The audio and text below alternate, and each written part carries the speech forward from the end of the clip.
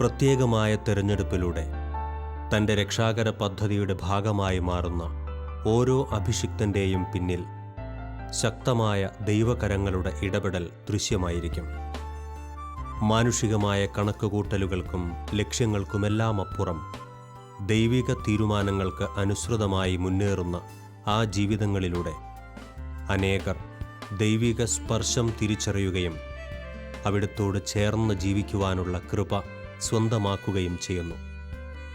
ദൈവഹിതത്തോട് ചേർന്ന് ജീവിതം സമർപ്പിക്കുന്ന, ആത്മരക്ഷയ്ക്കു വേണ്ടി അധ്വാനിക്കുന്ന ഏറെ ശുശ്രൂഷകരിലൂടെ ഇന്ന് ഈ ഭൂമിയിൽ ദൈവരാജ്യം പണിതുയർത്തപ്പെടുന്നു.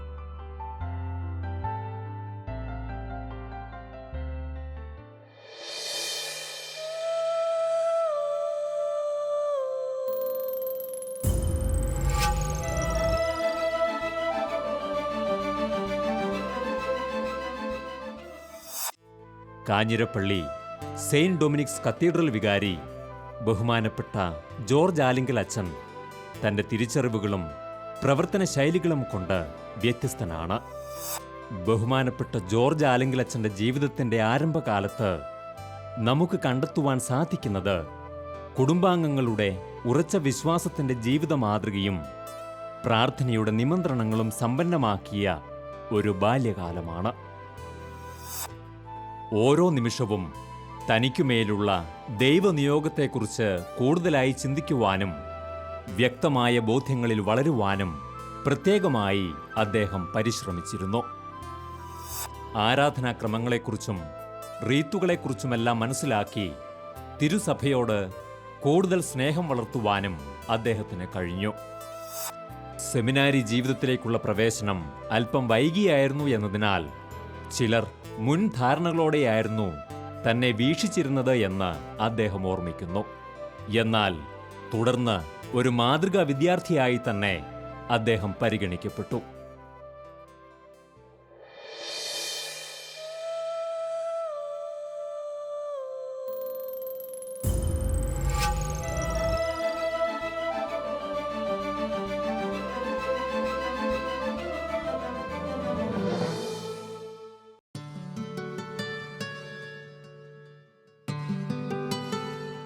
ജീവിതാരംഭം മുതൽ എക്കാലവും ബഹുമാനപ്പെട്ട ജോർജ് ആലുങ്കലച്ചൻ്റെ ജീവിതത്തിൽ തെളിഞ്ഞു കാണുന്ന ദൈവിക ഇടപെടലുകളും അവിടുത്തെ സവിശേഷമായ വഴിനടത്തലുകളും ആ ജീവിത നിയോഗത്തിന് വ്യക്തത പകരുന്നവയായിരുന്നു. തൻ്റെ ശക്തനായൊരു അഭിഷിക്തനെ ദൈവം വഴി നടത്തുന്ന രീതികൾ അത്ഭുതകരമാണ്. സുദൃഢമായ ജീവിത വഴിത്താരകളിലൂടെ ഇദ്ദേഹം ആർജിച്ച സവിശേഷമായ പ്രവർത്തന സന്നദ്ധതയും ആവേശവും തുടർന്നുള്ള നാളുകളിൽ പ്രകടമാണ്. മാനുഷികമായി ചിന്തിച്ചാൽ അതീവ ദുർഘടമായി തോന്നിയേക്കാവുന്ന അനവധി ഉത്തരവാദിത്വങ്ങൾ ഒരുമിച്ചാണ് 1983 മുതൽ അദ്ദേഹത്തിന് നിറവേറ്റേണ്ടിയിരുന്നത്. ഒരേ സമയം 3 പള്ളികളിലെ വികാരിസ്ഥാനം, 2 ഇടങ്ങളിലെ പള്ളിപ്പണി, മിഷൻ ലീഗിൻ്റെ ഫൊറോന ഡയറക്ടർ തുടങ്ങിയ ദൗത്യങ്ങൾക്ക് പുറമെയായിരുന്നു രൂപതയിലെ വൊക്കേഷൻ ഡയറക്ടർ സ്ഥാനം. അധികമായി ഏൽപ്പിക്കപ്പെടുന്ന ഉത്തരവാദിത്വങ്ങൾ പോലും ദൈവഹിതമായി സ്വീകരിച്ച് വലിയ വിജയം വരിച്ച കഥയാണ് ആ കാലത്തെക്കുറിച്ച് അദ്ദേഹത്തിന് പങ്കുവയ്ക്കുവാനുള്ളത്. ഒരിക്കൽ അറക്കലച്ചൻ ഞാനും കൂടെ ഇത് കഴിഞ്ഞ് വികാരിയായിട്ട് എന്നെ വെച്ചത് മുറിഞ്ഞുപുഴ, അമലഗിരി, പീരുമേട് 3 സ്ഥലത്ത്. പീരുമേട്ടിൽ താമസിക്കുക, മറ്റ് 3 പള്ളികളും നടത്തുക. അങ്ങനെ 3 പള്ളികളിലേക്ക് വെച്ചു. അപ്പോൾ അറക്കലച്ചൻ പീരുമേടിൻ്റെ വികാരിയായിട്ട് അവിടെയുണ്ട്, PDSൻ്റെ ഡയറക്ടറായിട്ടുണ്ട് ഇപ്പോഴത്തെ ബിഷപ്പ്. അപ്പം പിതാവ് ഞാനും കൂടെ ഒന്നിച്ചായിരുന്നു 5-6 കൊല്ലം മുഴുവൻ താമസിച്ചതും ഞങ്ങൾ പള്ളികൾ നോക്കിയതുമെല്ലാം. പിതാവിൻ്റെ PDSലെ ഡയറക്ടർ എന്ന നിലയിൽ അവിടെ ജോലി നോക്കിയിരുന്ന കാലഘട്ടത്തിൽ. അപ്പം പിതാവും വാസ്തവത്തിൽ അവിടെ ചെന്ന അവസരത്തിൽ എനിക്കുണ്ടായ അനുഭവങ്ങൾ, ദൈവ വിളിക്ക് വേണ്ടി എനിക്ക് പോകണം. ഞാൻ അവിടെ ചെന്ന് ചാർജ് എടുത്ത ഉടനെ പിതാവ് എന്നെ മുണ്ടക്കയം ഫൊറോനയുടെ മിഷൻ ലീഗിൻ്റെ ഡയറക്ടറാക്കി, അവിടുത്തെ മിഷൻ ലീഗിൻ്റെ യുവദീപ്തിയുടെ ഡയറക്ടറാക്കി, രൂപതയുടെ വൊക്കേഷൻ ഡയറക്ടർ, 3 പള്ളികളിലെ വികാരി. അത് 2ഇടത്തും പള്ളി പണിയിച്ചു. ഇതിനിടയ്ക്കൂടെ തന്നെ, ഈ പോക്കിനിടയ്ക്ക്. ആ പള്ളി പണിയിക്കാൻ ഒരു പൈസയ്ക്ക് നിവൃത്തിയില്ലാത്ത പള്ളികളാണ് മുറിഞ്ഞവഴി, അമലഗിരി ഈ രൂപത്തിലെ ഏറ്റവും മിഷൻ ചർച്ചസാണ്. എന്ന് പറഞ്ഞാൽ ഒരു കുഞ്ഞു പള്ളി മാത്രമേ മുറിഞ്ഞവഴി ഉണ്ടായിരുന്നുള്ളൂ. അമലഗിരിയിലും ഒരു ചെറിയ പള്ളിയും ഒരു കുഞ്ഞു പള്ളിമുറി. അതെല്ലാം നനയാൻ വരെ തുടങ്ങിയ അവസ്ഥയാണ്. കാറ്റ് പറപ്പിച്ച് ഓടും പോയി. ഈ 2 പള്ളികളിൽ ഈ അവസ്ഥയിലാണ് ഞാനവിടെ ചെല്ലുന്നത്. മുറിഞ്ഞവഴി എന്ന് പറഞ്ഞാൽ ഒരു 80 വീട് കാണും, സെൻറ്റ് ജോർജ് ചർച്ച്. അപ്പം ഞാൻ വളരെ ബുദ്ധിമുട്ടി.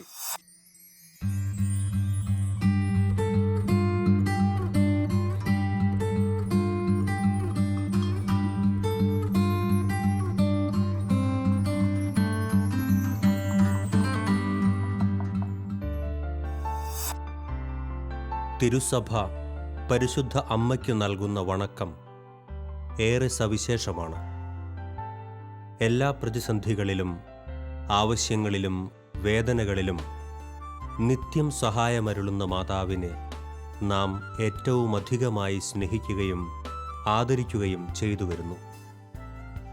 അമ്മയോടൊന്നിച്ചുള്ള സ്വർഗയാത്രയാണ് സഭ നമുക്ക് നൽകുന്ന ഏറ്റവും ശ്രേഷ്ഠമായ ആശ്വാസം. ബഹുമാനപ്പെട്ട ജോർജ് അച്ഛൻ്റെ ജീവിതത്തിൽ ഓരോ നിമിഷവും ഏറ്റവും വ്യക്തതയോടെ തെളിഞ്ഞു നിൽക്കുന്ന ചിത്രം പരിശുദ്ധ അമ്മയുടേതാണ്. ആ മാധ്യസ്ഥ ശക്തി ബാല്യത്തിൽ തന്നെ തിരിച്ചറിഞ്ഞിട്ടുള്ള അദ്ദേഹം എല്ലായ്പ്പോഴും അമ്മയോട് ചേർന്ന് നിൽക്കുവാൻ പ്രത്യേകം ശ്രദ്ധിക്കുന്നു. കഠിനമായ ഉത്തരവാദിത്തങ്ങളുടെ ഇടുങ്ങിയ പാതയിലൂടെ സഞ്ചരിക്കുമ്പോഴും അസാധ്യമെന്ന് തോന്നുന്ന ലക്ഷ്യങ്ങൾ മുന്നിലുള്ളപ്പോഴും പരിശുദ്ധ അമ്മയുടെ സഹായം അദ്ദേഹം തിരിച്ചറിഞ്ഞിരുന്നു. കത്തീഡ്രലിൽ ആദ്യത്തെ കുർബാന കഴിഞ്ഞ് സപ്ര ആയതുകൊണ്ട് കുർബാനയ്ക്ക് മുമ്പ് വരുന്നെന്ന് പറഞ്ഞു പറയും. നിസ്സായ ഗാനം ആലപിച്ച് കഴിഞ്ഞ് ആദ്യത്തെ 5:45 കുർബാന തുടങ്ങുള്ളൂ. പിന്നെ 2ാമത്തെ കുർബാന കഴിഞ്ഞും നിസ്സായ മാതാവിനോട് ഗാനം ആലപിക്കും. കാരണം ഈ മാതാവിൻ്റെ മധ്യസ്ഥം എന്ന് പറയുന്നത് ഭയങ്കരമാണ്. ഞാൻ ഏത് പണികൾ എവിടെ തുടങ്ങിയിട്ടുണ്ടോ അതെല്ലാം മാതാവിൻ്റെ തിരുനാളുകളിൽ മാത്രമേ തുടങ്ങിയിട്ടുള്ളൂ. അത് മാതാവിൻ്റെ തിരുനാളുകളെ വെഞ്ചരിക്കുകയോ കുദാശയോ ചെയ്തിട്ടുള്ളൂ. കാരണം മാതാവിൻ്റെ അനുഗ്രഹം എന്ന് പറയുന്നത് അത് വലിയ അനുഭവം. ഓരോ പള്ളികളിലും ഒരു പൈസ ഇല്ലാത്ത മുറിഞ്ഞപുഴ പോലും അന്ന് ഏതാണ്ടൊരു 10-15 ലക്ഷം രൂപ 83 മുതൽ 90 കാലഘട്ടങ്ങളിൽ അന്ന് ഇത്രയും പൈസയ്ക്ക് പിന്നെ ഒരു 10 ലക്ഷത്തിൻ്റെ പണി പണിതെന്ന് പറഞ്ഞാൽ പള്ളി പണിതു, നട തന്നെ അവിടെ പണിതു. ഏറ്റവും വലിയ ഗീവർഗീസിൻ്റെ രൂപ അവിടെ താഴെ കറോഡിസിൽ വെച്ചിട്ടുണ്ട് മുറിഞ്ഞപുഴ. അതാദ്യമേ ഞാൻ പണിത്. എനിക്ക് അതിന് പ്രോത്സാഹനം തന്ന ഇപ്പോഴത്തെ പിതാവ് അന്ന് അറക്കൽ അച്ഛനാണ്. അപ്പം ഇനി ആ കാര്യയുടെ പണി ചെയ്യുക, ബാക്കി തമ്പുരാൻ തരുമെന്ന് പറഞ്ഞു. അങ്ങനെ ഞാൻ ആൾക്കാരെ കൂട്ടി അവർ തന്നെ മെറ്റലിടിച്ചെന്ന് അവർ തന്നെ പുതുപ്പണി നടത്തി അവിടെ ഒരു വളവ് നേരെയാക്കിയാണ് ആദ്യമേ എൻ്റെ പൗരോഹിത്യ ജീവിതത്തിൽ ഒരു വലിയ നട പള്ളി. അങ്ങോട്ട് പള്ളിക്കിലോട്ട് കയറാൻ വേറെ മാർഗ്ഗമില്ല. അപ്പോൾ ഒരു നട ആദ്യമേ ഉണ്ടാക്കിയത്. അപ്പോൾ മുറിഞ്ഞപടി ആദ്യമേ ഞാൻ പണിത് ആഗസ്റ്റ് 15-ാം തീയതി. അത് അറക്കലച്ചനെ കൊണ്ട് തന്നെ ആ കല്ല് വെഞ്ചരിപ്പിച്ചത്. ആദ്യമേ ആ നട പണിതപ്പോൾ ആ ഗ്രോട്ടോയ്ക്കും നടയും കൂടെ ഒന്നിച്ച് പണിതപ്പം അറക്കലച്ചൻ കല്ല് വെഞ്ചരിച്ച് MD ജോസഫ് പള്ളിപ്പറമ്പിലിനെ കൊണ്ട് ഞാൻ കല്ലിടിച്ചു പണി തുടങ്ങി. അത് ഫെബ്രുവരി 11-ാം തീയതി ലൂർദ് മാതാവിൻ്റെ തിരുനാൾ ദിവസം അത് ഞാൻ വെഞ്ചരിച്ചു. അതിൻ്റെ പൗരോഹിത്യത്തിലെ ആദ്യത്തെ കൺസ്ട്രക്ഷൻ വർക്ക് അതാണ്.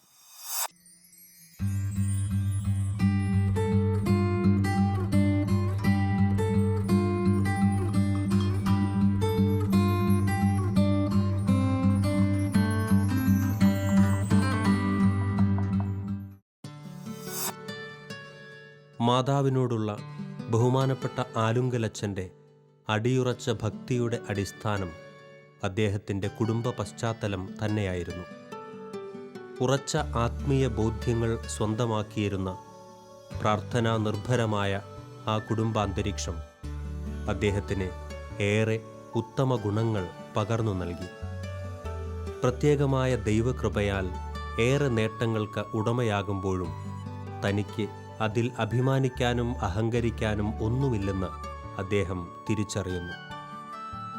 നാം ഓരോരുത്തരുടെയും ജീവിതത്തിൽ അനന്തമായ ദൈവിക കരുണ സമ്മാനിക്കുന്ന നേട്ടങ്ങൾ നമുക്ക് സ്വന്തമല്ലെന്ന തിരിച്ചറിവാണ് ഇദ്ദേഹത്തിൻ്റെ ബോധ്യങ്ങൾ നമുക്ക് നൽകുന്നത്. ഒരു തവണ ഞാൻ എൻ്റെ പിതാവിനോട് ഞാൻ പറഞ്ഞു, പിതാവേ ഒരു 10,000 രൂപ തരണം, അല്ലെ കമ്പിക്കാരന് സിമെൻറ്റ് തരുന്നതിന് പൈസ തരികയില്ല. ഞാൻ പിരിച്ച് മടുത്തു.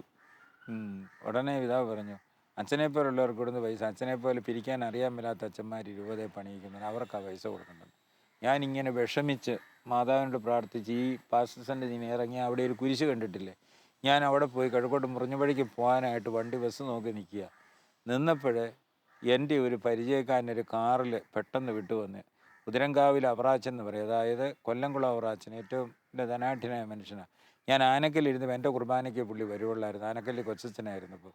അപ്പം ആ പുള്ളി അവിടെ വരുന്നതുകൊണ്ട് പുള്ളി എന്നോട് വലിയ ബന്ധമാണ്. അപ്പം എന്നാ ഇവിടെ നിൽക്കുന്നു ചോദിച്ചു. ഞാൻ പറഞ്ഞു എന്നാ പറയാനാ, പിന്നെ അച്ഛനെ വിഷണതെന്ന് ചോദിച്ചു. ഞാൻ പറഞ്ഞു എന്നാ പറയാനാ, ഇപ്പോൾ ഒന്നും വേണ്ടണ്ട, വീട്ടിൽ ചെന്നിട്ട് കൊടുത്ത് ചോറുണ്ട് കഴിഞ്ഞ് അച്ഛൻ്റെ എന്നാ പ്രശ്നമുണ്ടെങ്കിലും പറഞ്ഞോളാൻ പറഞ്ഞു.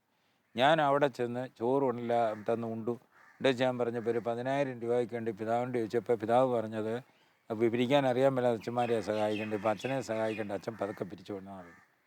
ഉടനെ പുള്ളി 10,000-ൻ്റെ കെട്ട് അന്നേരം 100-ൻ്റെ നോട്ട് എൻ്റെ കൊണ്ടുവന്നെടുത്തത്, അച്ഛനുണ്ടാകുമ്പോൾ തന്നേച്ചാൽ മതി എന്നത്. അപ്പം ഞാൻ പറഞ്ഞു, അധികാരികൾ നമ്മളെ തള്ളിയെന്ന് തോന്നിയാലും നമുക്കൊരു മാതാവിൻ്റെ ആ ഭക്തവശം, ആ വശമല്ലേ ഞാൻ ആ കുരിശിൻ്റെ അവിടെ പോയി നിൽക്കാൻ, ആ സമയത്ത് പുള്ളി അവിടെ വരാനും എന്നെ കൊണ്ടുപോകാനും. പിന്നെ ഒരു കൊല്ലം കഴിഞ്ഞപ്പോൾ ഞാൻ ആ 10,000 രൂപ കൊണ്ട് പുള്ളി പറഞ്ഞ് അച്ഛൻ ആർക്കാണെങ്കിൽ കൊടുത്തത്, എനിക്ക് ആ പൈസ വേണ്ട. പിന്നെ ഞാൻ അന്നൊരു പ്രതിജ്ഞ എടുത്ത് തന്നെയാണെന്ന് തരിക, എൻ്റെ പേര് എഴുതി വെപ്പിക്കുകയില്ല. മാതാവിൻ്റെ തിരുനാൾ ദിവസം മാതാവിൻ്റെ തിരുനാൾ ദിവസം തീർക്കും. കാരണം ഞാൻ എന്ന് പറഞ്ഞാലും ശതമാനം ഇപ്പോഴും ഞങ്ങളുടെ മരണസമയത്തും പാവികളാ നമുക്ക് വേണ്ടി പ്രാർത്ഥിക്കാനാണ്, നീതിമാന്മാർക്ക് വേണ്ടി പ്രാർത്ഥിക്കണമെന്ന് അമ്മയോട് ആരും പറയുന്നില്ല, എല്ലാം പാവികൾക്ക് വേണ്ടി പ്രാർത്ഥിക്കാനാണ്. അതുകൊണ്ട് അമ്മ നടത്തിത്തരുന്ന കാര്യം പാവികളാ നമുക്ക് തന്നെ ക്ലെയിം പറഞ്ഞെടുക്കാനായിട്ട് അവകാശം. അതുകൊണ്ട് ഞാൻ ചെയ്യുകയില്ല. എൻ്റെ പേര് ഒരിടത്തും എഴുതി വെച്ചിട്ടില്ല. മുറിഞ്ഞുപുഴ ഒരു സ്ഥാപനത്തിലുമില്ല, അമലഗിരിയിലെ സ്ഥാപനത്തിലുമില്ല, അത് ഞെരിമേലി ഫൊറോനാപ്പള്ളി പണിതോ അതിൽ ഞാൻ എഴുതി വെച്ചിട്ടില്ല.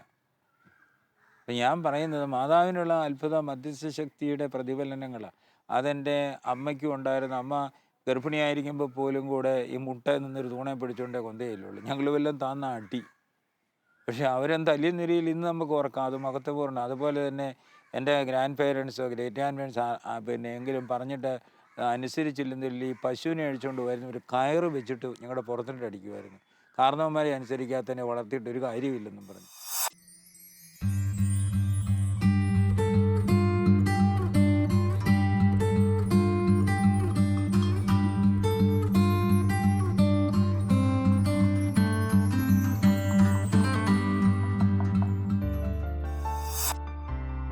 ബിഷപ്പ് മാർ മാത്യു വട്ടക്കുഴിയുടെ പിൻഗാമിയായി 2001 മാർ മാത്യു അറയ്ക്കൽ കാഞ്ഞിരപ്പള്ളിയുടെ മെത്രാനായി സ്ഥാനമേൽക്കുന്നത്. അന്നു മുതൽ അദ്ദേഹത്തിൻ്റെ ഒപ്പം വികാരി ജനറാളായി സേവനം ചെയ്തിരുന്ന ബഹുമാനപ്പെട്ട ജോർജ് ആലുങ്കലച്ചൻ്റെ ജീവിതത്തിൽ മുൻപും ഏറെ സ്വാധീനം ചെലുത്തിയിരുന്ന വ്യക്തിത്വമായിരുന്നു അറയ്ക്കലച്ചൻ. 80കളുടെ മധ്യത്തിൽ എണ്ണിയാലൊടുങ്ങാത്ത ഉത്തരവാദിത്വങ്ങൾക്ക് മധ്യേ ജീവിച്ചിരുന്ന ആലുങ്കലച്ചനെ അന്ന് സമീപസ്ഥനും സുഹൃത്തുമായിരുന്ന അറയ്ക്കലച്ചൻ വലിയ ആശ്വാസവും ധൈര്യവും പകർന്നിരുന്നു.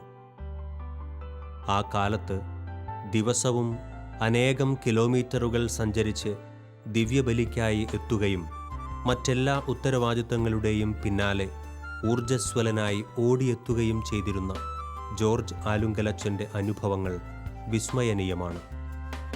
ഏറ്റവും പ്രത്യേകമായി ദൈവത്തിൻ്റെ ഹിതത്തിനു വേണ്ടിയുള്ള അധ്വാനം, അവിടുത്തെ ഇടപെടലുകളുടെയും കരബലത്തിൻ്റെയും ശക്തിയാൽ പൂർണ്ണമായി വിജയം വരിക്കുമെന്ന ഉറപ്പ് ഈ ജീവിതം നമുക്ക് നൽകുന്നു.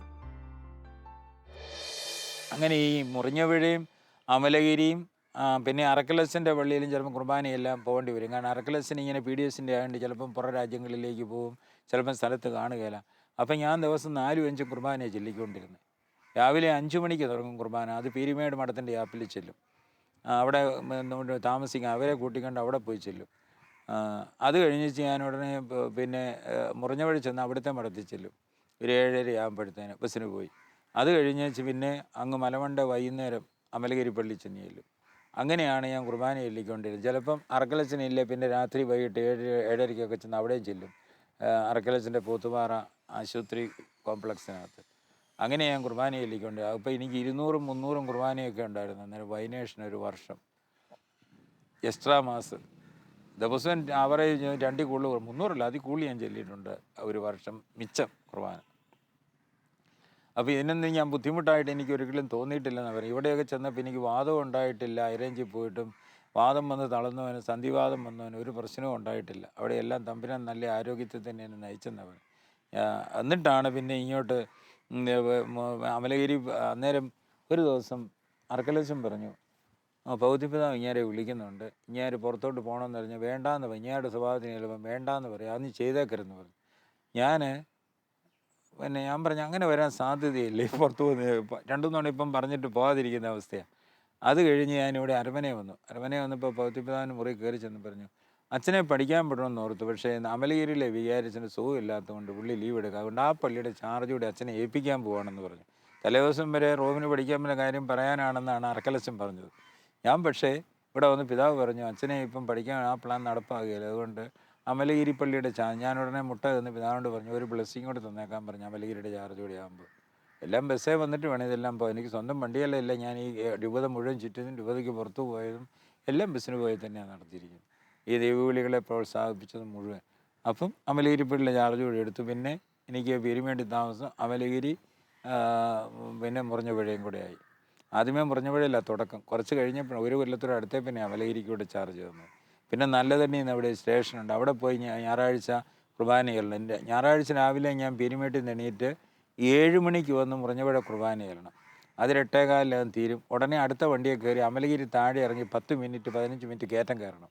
അമല ചെന്നിട്ട് സപ്ര നടത്തിയേച്ച് കുർബാനയും കഴിഞ്ഞ് വേദപാഠവും കഴിഞ്ഞ് തിരിച്ച് ഞാൻ മുറിഞ്ഞപുഴ വരണം. തിരിച്ച് 2 മണിക്ക് വേദപാഠം തുടങ്ങിയിട്ട് 4-ന് അവിടെ കുർബാനയില്ല.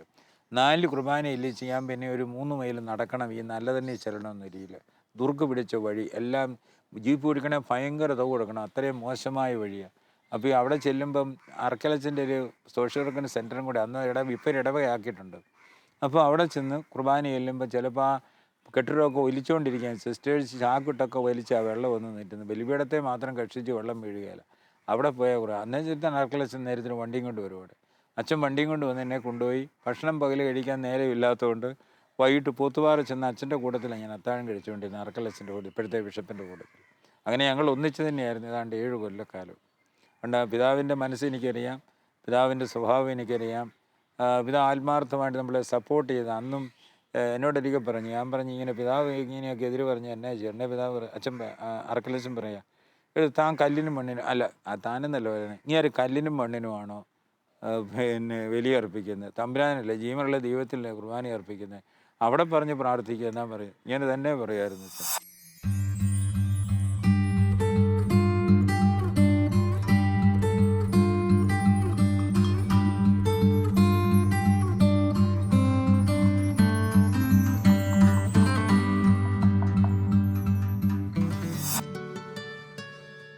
എക്കാലവും ബഹുമാനപ്പെട്ട ആലുങ്കലച്ചൻ തൻ്റെ ജീവിതാനുഭവങ്ങളിൽ നിന്നും തിരിച്ചറിഞ്ഞിട്ടുള്ള ദൈവിക ഇടപെടലുകൾ അദ്ദേഹത്തിന് വലിയ ധൈര്യവും ഊർജവും പകർന്നിരുന്നു. കടുത്ത രോഗാവസ്ഥയിൽ നിന്നും വലിയ അപകടങ്ങളിൽ നിന്നും ദൈവം കരപിടിച്ചു കയറ്റിയ അനുഭവങ്ങൾ എണ്ണിയാലൊടുങ്ങാത്തതാണ്. ഓരോ അവസരങ്ങളിലും അദ്ദേഹം ദൈവസ്നേഹത്തിൻ്റെ മഹാത്മ്യം രുചിച്ചുകൊണ്ടേയിരുന്നു. തന്നോട് ചേർന്ന് നിൽക്കുന്ന, തൻ്റെ ഹിതം നിറവേറ്റുവാനായി ജീവിക്കുന്ന ഒരു ശുശ്രൂഷകനെ ദൈവം ഓരോ നിമിഷവും തൻ്റെ ഉള്ളം കൈയിൽ കാത്തുപരിപാലിക്കുകയും സവിശേഷമായ സാന്നിധ്യാവബോധം പകർന്നു നൽകിക്കൊണ്ട് മുന്നോട്ട് നയിക്കുകയും ചെയ്യും എന്ന തിരിച്ചറിവാണ് ഇത്തരം അനവധി അനുഭവങ്ങൾ അദ്ദേഹത്തിന് നൽകിയത്. പീരുമേട്ടിൽ ഇരിക്കുമ്പോൾ ഞാൻ ആദ്യമേ ആ കാര്യം ഞാൻ മനുഷ്യൻ ഈ കുരിശടി പണിതെന്ന് ഞാൻ പറഞ്ഞില്ലേ, രൂപങ്ങളൊക്കെ വെച്ച്, അത് ഫെബ്രുവരി 11-ാം തീയതി കൂതാശ ചെയ്യുക. പൗതിപിതാവാണ് വന്ന് വെഞ്ചരിക്കേണ്ടത്. പിതാവ് വരുന്നതിൻ്റെ തലേദിവസം ഞാൻ പറയും, എൻ്റെ കാലെ ചെരുപ്പിട്ട് പൊട്ടി, ഒരിക്കലും പഴയ ചെരുപ്പാണ്, പക്ഷേ കാലിൽ പുള്ളൂരിയാൽ ഇങ്ങനെ തൊലി പോയിട്ട് നീര് വെക്കുക. സന്ധ്യ ആയപ്പോഴേ പിറ്റേ ദിവസം വെഞ്ചരിക്കേണ്ടത്, വെഞ്ചരിപ്പ് മറക്കണം. അപ്പം ഞാൻ പറഞ്ഞു, നിങ്ങളൊരു കാര്യം ചെയ്യും, നിങ്ങൾ പണിയെ എല്ലാം ഡെക്കറേറ്റ് ചെയ്ത് ഭംഗിയാക്കുക, ഞാൻ പീരുമേട് പള്ളി മുറിക്ക് വേണം കിടക്കാൻ, ഇവിടെ മുറിയില്ല. അതുകൊണ്ട് ഞാൻ വരുന്ന ബസ് കൈ കാണിച്ച് കയറാൻ പോവാണെന്നും പറഞ്ഞൊരു ബസ് കൈ കാണിച്ചു. കയറിയപ്പോൾ അവർ എൻ്റെ കാലിങ്ങനെ പൊട്ടിയിരിക്കുകയല്ലേ, അപ്പോൾ ഞാൻ പറഞ്ഞു അവർ 70 പൈസ ടിക്കറ്റ് പതിവ് പോലെ പീരുമേട് ടിക്കറ്റാണ് തന്നത്. ഞാൻ പറഞ്ഞു എനിക്ക് 50-ൻ്റെ മതി, 70-ൻ്റെ വേണ്ട, എനിക്ക് പൂത്തുപാറയ്ക്ക് പോകണമെന്ന് പറഞ്ഞു. എൻ്റെ കാലിങ്ങനെ ഇരിക്കുന്ന മനസ്സ്. പിന്നെ എൻ്റെ വികാരി അവിടെ വരുമായിരുന്നു. ആ പള്ളിയൊക്കെ പണ്ട് സ്ഥാപിച്ചത് പിന്നെ ഈ പഴയ കാഞ്ഞിരത്തിൻ്റെ ആൾസിനാണ്. അപ്പം പിറ്റേ ദിവസം ഈ കുരിശടി വെഞ്ചരിപ്പിന് സംബന്ധിക്കാൻ വേണ്ടി പുള്ളി തലേദിവസം വൈകിട്ട് പൂത്തുപാറ വന്ന് കിടന്നോളാമെന്ന് പറഞ്ഞു അറക്കലസിൻ്റെ ആസ്ഥാനത്ത്. അപ്പോൾ അതിന് ഇല്ലീഗലസിനും എടുത്ത പഴയ വികാരി എന്നെ മാമോദീസ മുക്കിയ സനാനിക്കാട്ടുകാരൻ, ഇവർ രണ്ടുപേരും. അപ്പോൾ അവരെയും കണ്ടേക്കാമെന്നും കൊണ്ട് 70 പൈസ ടിക്കറ്റ് ഞാൻ തിരിച്ചു കൊടുത്ത് 50 മേടിച്ച് ഞാൻ പിന്നെ കുട്ടിക്കാനത്ത് ഇറങ്ങി ഞാൻ എൻ്റെ ഓട്ടോ എടുത്ത് അറക്കലസിൻ്റെ സ്ഥലത്തേക്ക് പോയി. ഞാൻ ചെന്ന് അറക്കലസിനും കൂടെ അത്താഴം കഴിക്കാൻ തുടങ്ങിയപ്പം ഒരു ഫോൺ അറക്കലസിന് ബസ് മറിഞ്ഞു, കൊണ്ടോടി ബസ് മറിഞ്ഞു. മുഴുവൻ പേരും അതിൻ്റെ കീഴേ പോയി. 300 അടി താഴ്ചയുള്ള ആ മരിയൻകോളേജിൻ്റെ ഫ്രണ്ട് വശം ഇടത്ത് വശം കൊക്കയിലോട്ട് ബസ് മറിഞ്ഞു. അപ്പം അതിലും അത്ഭുതം, അതിനകത്തൊരു തോമാച്ചനെ, ഞാൻ ആദ്യമേ ഇരുന്ന അട്ടപ്പള്ളി ഇടവക്കാരനെ പുത്തമ്പരിക്ക തോമാച്ചൻ LLBക്ക് പഠിക്കുന്ന പയ്യനാണ്.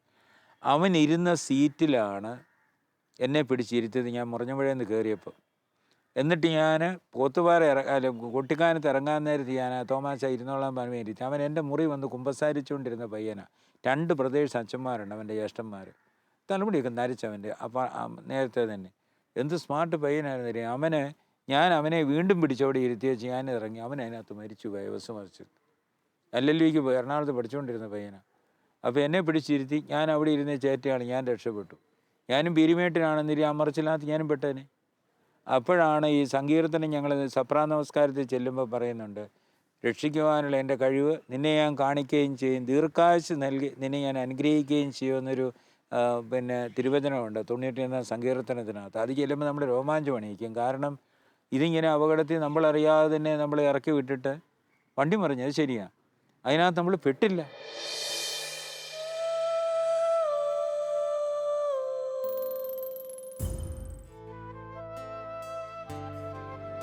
ഓർമ്മ വച്ച കാലം മുതൽ കുടുംബാംഗങ്ങളുടെ ശക്തമായ ആത്മീയ ബോധ്യങ്ങളുടെ പിള്ളത്തൊട്ടിലിൽ വളർന്ന പക്വമതിയായൊരു അഭിഷിക്തൻ.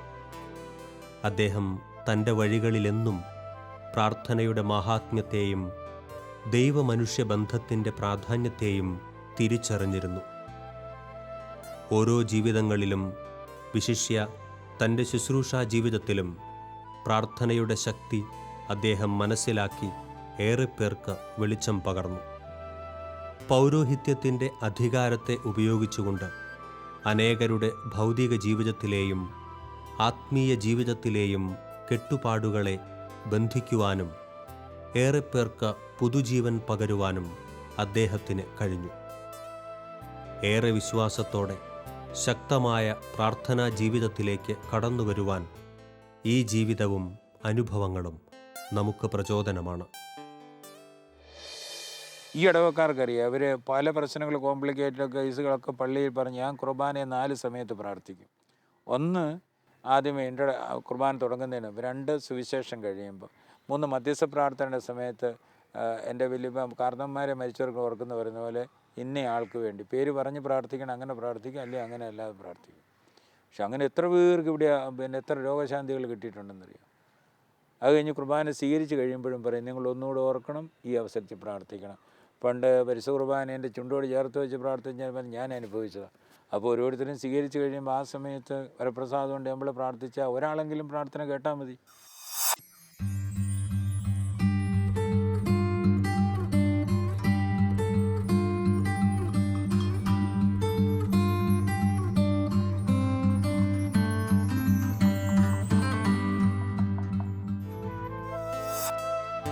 ക്രിസ്തുവിൻ്റെ രാജകീയ പൗരോഹിത്യത്തിൽ അവകാശബോധത്തോടെ പങ്കുപറ്റിയ ശക്തനായ ഒരഭിഷിക്തൻ. അദ്ദേഹത്തിൻ്റെ ജീവിതം നമുക്ക് മുന്നിൽ അണിനിരത്തുന്ന ബോധ്യങ്ങൾ ഏറെയുണ്ട്. പൗരോഹിത്യത്തിൻ്റെയും പ്രാർത്ഥനയുടെയും ഉറച്ച വിശ്വാസത്തിൻ്റെയും പരിശുദ്ധ അമ്മയുടെ ശക്തമായ മാധ്യസ്ഥത്തിൻ്റെയുമെല്ലാം സജീവ സാക്ഷ്യമാണ് ഈ ജീവിതം. കൂടുതൽ ഉറപ്പോടെ വിശ്വാസ ജീവിതത്തിൽ മുന്നേറുവാൻ ഇദ്ദേഹത്തിൻ്റെ അനുഭവങ്ങൾ നമുക്ക് പ്രചോദനമേകട്ടെ. അപ്പോൾ ആ സ്ഥലം ഞങ്ങൾ ഉപയോഗിച്ച് പള്ളി പണിയാൻ തീരുമാനിച്ചപ്പോൾ, പള്ളി പണിയാനായിട്ടുള്ള മീറ്റിംഗ് കൂടിയപ്പോൾ ഒത്തിരി പേര് എതിർത്തു. പള്ളി പണിയാൻ പാടില്ല എന്ന് പറഞ്ഞ് എതിർത്തു. അത് ഞാൻ പറഞ്ഞ് എല്ലാവരും എഴുതി തരണം. അങ്ങനെ വന്നപ്പോഴത്തേന് ഭൂരിപക്ഷവും പള്ളി വേണമെന്ന് തന്നെ തീരുമാനിച്ചു. അതിനുള്ള പൈസ സപ്പോർട്ട് ചെയ്യാമെന്ന് തന്നെ ഭൂരിപക്ഷവും തീരുമാനിച്ചു. അത് ഭൂരിപക്ഷത്തിൻ്റെ തീരുമാനമനുസരിച്ച് അരമനയിൽ നിന്ന് അനുവാദം കിട്ടി.